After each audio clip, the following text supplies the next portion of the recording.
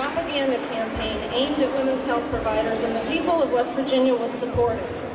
How absurd and how wrong. Look at this crowd. Mr. Morrissey, you must have thought that West Virginians were ignorant and not paying attention. And as a West Virginian, I take offense to that. This crowd takes offense to that. These people are smart, they are brave, and they are united. Attorney General has insulted me with his attack on Women's Health Center. Not only me, he has insulted the 40 original funders and undersigners of the Women's Health Center of West Virginia. He has insulted the over 80,000 women who have come to the Women's Health Center for abortion since 1976. He has insulted the medical and nursing boards of West Virginia because they are the ones that are charged with regulating health care in this state, not the Attorney General.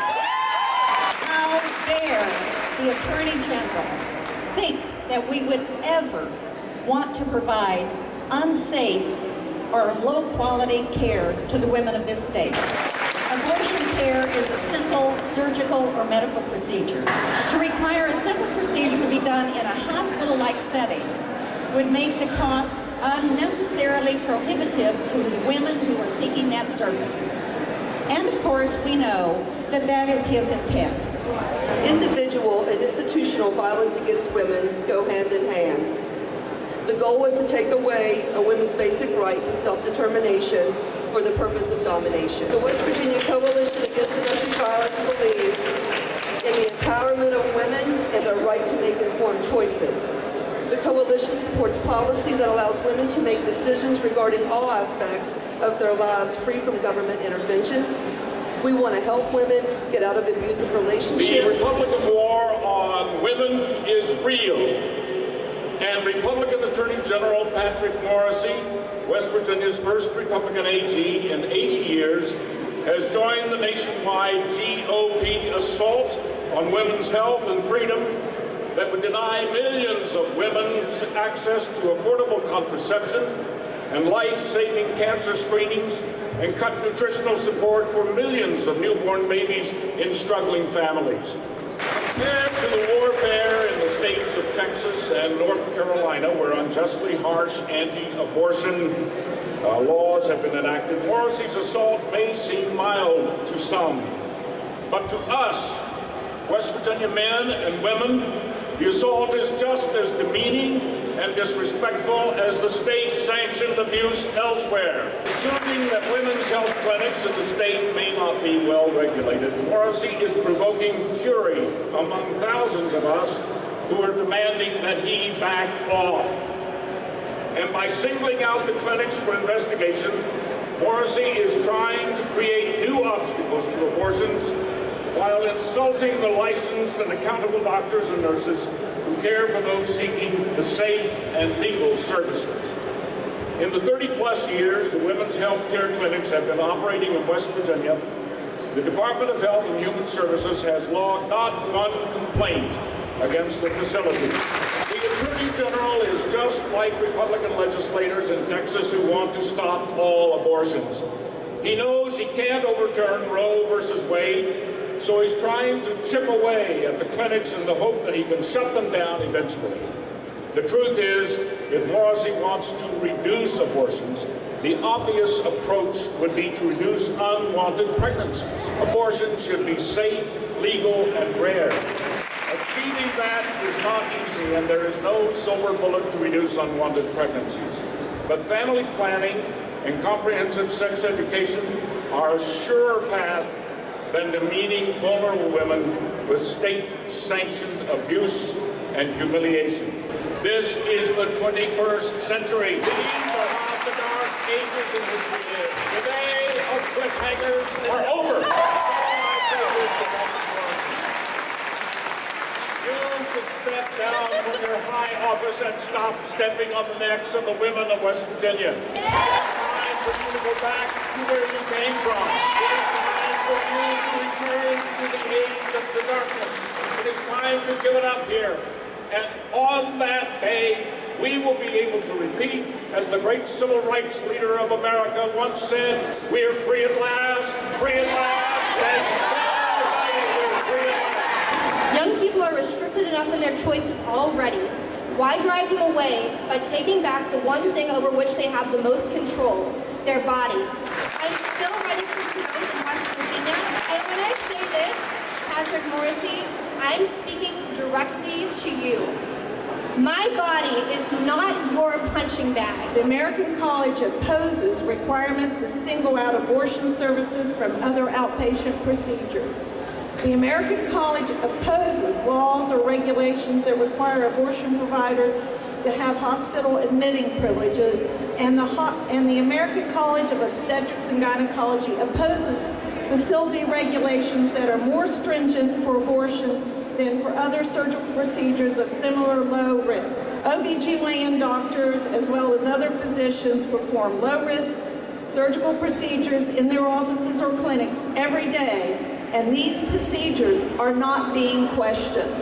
We are here together to resist this dishonest effort to infringe upon the constitutional rights of women and to reduce their access to quality health care. We're also here to tell our legislators that we elected them to address the real problems of the state, not to use illusory problems to stir controversy and further political agendas. We need our legislature to be working on the many real problems in our communities which actually need to be addressed through laws and regulations.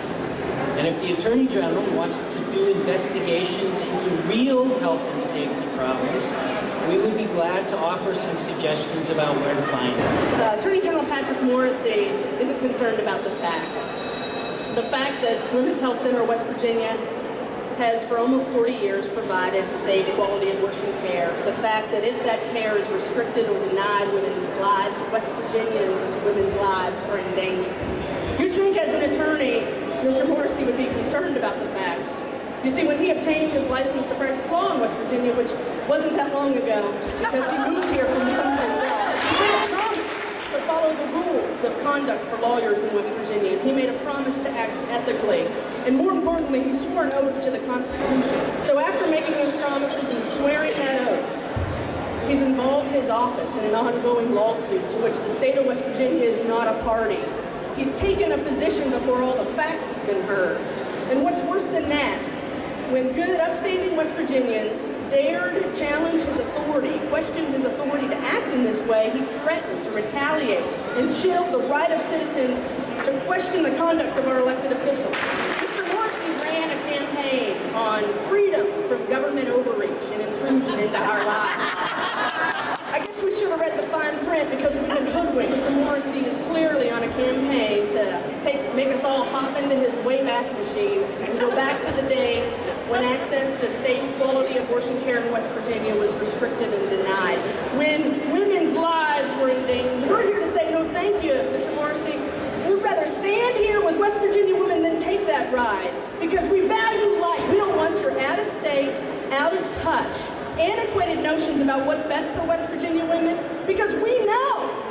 We've been doing this for a long time, and we're not going back. The right of West Virginia women to have access to safe, affordable, reproductive health care is essential to the well-being of West Virginia women and their families. I spent my practicum in my master's program at WVU at the Women's Health Center under the auspices of two fabulous nurses. One moment stands out for me as a key lesson in non-judgment. It was listening to the distraught mother who came to the clinic that day to support the 15-year-old daughter's choice. She did not have a piece of valuable information. She did not understand that taking antibiotics could interfere with her birth control. The mother said to me this: I never thought I would ever set foot in this clinic. Last week I was out front picketing. It's easy to make judgments when you have not faced the pain of another's choice. You don't know anything until you walk in another person's shoes. Regardless of my personal conflict, I had to support my daughter today. I know she is making the right choice for herself. My daughter, her name is Emily. She is 6 years old and she just started first grade. You watch your child grow and you start to see them make decisions on their own. You see the thought process that goes into every single decision that they make. As I look to the future, my hope is that as she grows older and these decisions become more and more difficult, that she will not only have me beside her, but she will also have a state that respects her decision-making capabilities, that she will have a state that will stand behind her in support, and that she will have a state that will honor and respect her as an individual woman. I not only want, but I need West Virginia to be that state. I want her to know that she lives in a state that will hold her up and cherish who she is, just like I do. So today, I stand with West Virginia women because my daughter matters, and she matters to West Virginia. Fairness West Virginia is here to say that we're here to stand with West Virginia women, cut through these political games, and make sure West Virginia women are treated fairly. Patrick Morrissey was admitted to the bar 4 days before he decided to file for running for the office.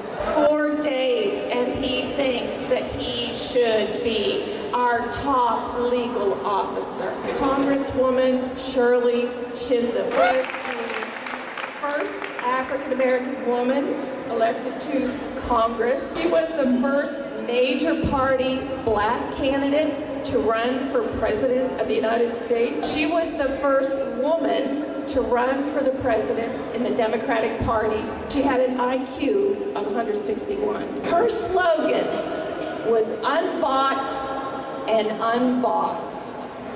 And I'm going to follow up on those 2 points. I have a little message for Mr. Morrissey. You may have bought your election, but you are not going to buy my constitutional rights. My constitutional rights are not for sale.